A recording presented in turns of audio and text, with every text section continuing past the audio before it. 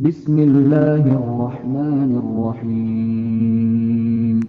Assalamualaikum warahmatullahi wabarakatuh. Semoga Allah selalu merahmati kita semua. Amin. Dalam video kali ini, saya akan berbagi kisah tentang Rasulullah Shallallahu Alaihi Wasallam berdialog dengan ular berusia ribuan tahun. Sayyidina Abu Bakar As-Siddiq radhiyallahu anhu mendapat tempat tertinggi di sisi Rasulullah Shallallahu Alaihi Wasallam. Ketika Rasulullah ditanya siapa lelaki yang paling dicintainya, lalu Rasulullah Shallallahu Alaihi Wasallam bersabda, "Sesungguhnya Allah telah menjadikanku sebagai kekasih sebagaimana Dia menjadikan Ibrahim sebagai kekasihnya. Dan kalau saja aku mengambil dari umatku sebagai kekasih, aku akan jadikan Abu Bakar sebagai kekasih." Hadits riwayat Bukhari dan Muslim. Kisah pengorbanan para sahabat memang tiada habisnya. Sebut saja dari Sayyidina Abu Bakar, Sayyidina Umar, Sayyidina Utsman, dan Sayyidina Ali, dan juga para sahabat yang lain. Mereka tidak pernah memperhitungkan kerugian yang akan dihadapi, bahkan kehilangan nyawa pun tidak menjadi masalah bagi mereka. Inilah yang ditunjukkan oleh Abu Bakar As-Siddiq radhiyallahu anhu sebagai seorang sahabat kepercayaan Rasulullah Shallallahu Alaihi Wasallam. Ia merelakan semua yang ia miliki demi keselamatan dan perjuangan Rasulullah Shallallahu Alaihi Wasallam. Bahkan, Abu Bakar radhiyallahu anhu rela nyawanya terancam demi menemani Rasulullah Shallallahu Alaihi Wasallam yang kala itu dikejar-kejar oleh para Quraisy yang hendak membunuh Rasulullah. Kisah ini berawal dari keikutsertaan Abu Bakar radhiyallahu anhu bersama Rasulullah Shallallahu Alaihi Wasallam. Sebelum meninggalkan kota Mekah, saat itu para kafir Quraisy yang berniat membunuh Rasulullah. Namun, mereka kehilangan jejak Rasulullah dan hanya menemukan seorang pemuda bernama Ali bin Abi Thalib radhiyallahu anhu. Sementara itu, terlebih dahulu Abu Bakar As-Siddiq radhiyallahu anhu mendampingi Rasulullah Shallallahu Alaihi Wasallam bersembunyi di gua kecil di Bukit Sur kala itu. Sayyidina Abu Bakar tetap setia mendampingi Rasulullah Shallallahu Alaihi Wasallam bersembunyi di dalam goa. Dalam satu riwayat dikatakan, mereka selama 3 hari 3 malam berada di dalam goa itu untuk memastikan situasi aman.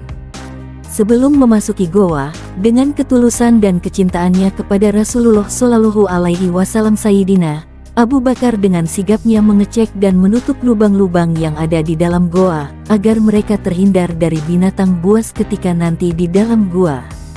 Rasulullah Shallallahu Alaihi Wasallam dan Sayyidina Abu Bakar sepakat untuk bergantian istirahat dan berjaga. Dalam tidurnya, Rasulullah Shallallahu Alaihi Wasallam melabuhkan kepalanya di pangkuan sang sahabat di dalam goa yang dingin dan remang itu. Tak berselang lama setelah Rasulullah tidur, tiba-tiba seekor ular mendesis keluar dari salah satu lubang yang belum ditutup oleh Sayyidina Abu Bakar. Abu Bakar pun menatapnya dengan waspada, ingin sekali ia menarik kedua kakinya untuk menjauh dari hewan yang berbisa itu. Namun, keinginan itu hanya dari benaknya, karena dia tidak ingin mengganggu tidurnya Rasulullah Shallallahu Alaihi Wasallam. Dalam hati, Sayyidina Abu Bakar berkata, "Bagaimana mungkin aku tega membangunkan kekasih Allah Subhanahu wa Ta'ala?" Sayyidina Abu Bakar menutup lubang itu dengan salah satu kakinya. Seketika itu, ular menggigit pergelangan kakinya. Tapi kakinya tetap saja tak bergerak sedikit pun. Dalam hening, sekujur tubuh Abu Bakar terasa panas. Bisa ular itu menjalar cepat di dalam tubuhnya Sayyidina Abu Bakar. Karena tak kuasa menahan sakit, Sayyidina Abu Bakar sampai menangis ketika rasa sakit yang tak tertahankan lagi. Dan tanpa dia sengaja, air matanya menetes mengenai pipi Rasulullah Shallallahu Alaihi Wasallam yang tengah berbaring di pangkuannya. Rasulullah Shallallahu Alaihi Wasallam pun terbangun, lalu berkata, "Wahai hamba Allah, apakah engkau menangis karena menyesal mengikuti perjalanan ini?" "Tentu saja tidak ya Rasulullah. Saya ridho dan ikhlas mengikutimu kemanapun itu," jawab Sayyidina Abu Bakar radhiyallahu anhu. "Lalu mengapa engkau meluluhkan air mata?" bertanya Rasulullah Shallallahu Alaihi Wasallam kepada Sayyidina Abu Bakar. "Dengan bersahaja, seekor ular baru saja menggigit kakiku ya Rasulullah," lalu bisanya menjalar begitu cepat ke dalam tubuhku?" Jawab Abu Bakar dengan suara tercekat. Lalu Rasulullah Shallallahu Alaihi Wasallam berbicara kepada ular itu, "Hai ular, tahukah engkau, jangankan daging atau kulit Abu Bakar, rambut Abu Bakar pun haram kau makan." Dialog Rasulullah Shallallahu Alaihi Wasallam dengan ular itu adalah satu-satu mukjizat beliau, sehingga Sayyidina Abu Bakar pun mendengar dialog mereka. Ular itu menjawab, "Iya, aku mengerti wahai Rasulullah. Sejak ribuan tahun yang lalu, ketika Allah Subhanahu wa Ta'ala mengatakan barang siapa memandang kekasihku Muhammad fil mahabbah, atau dengan kecintaan, aku anggap cukup untuk menggelar dia ke surga. Ya Allah ya Rob, beri aku kesempatan yang begitu cemerlang dan indah. Aku ular, ingin memandang wajah kekasihmu dengan mahabbah." Lanjut ular itu, lalu Allah Subhanahu wa Ta'ala berfirman, "Silahkan kamu pergi ke Jabal Sur dan tunggu di sana. Kekasihku akan datang pada waktunya. Ribuan tahun aku menunggumu di sini, aku dilanda kerinduan untuk berjumpa engkau ya Rasulullah. Tapi sekarang ditutup oleh kaki Abu Bakar, maka ku gigitlah dia, dan aku tidak ada urusan dengan Abu Bakar. Aku hanya ingin bertemu engkau ya Rasulullah." Jawab sang ular itu. Mendengar penjelasan itu, Rasulullah Shallallahu Alaihi Wasallam pun bersabda, "Lihatlah ini, lihat wajahku."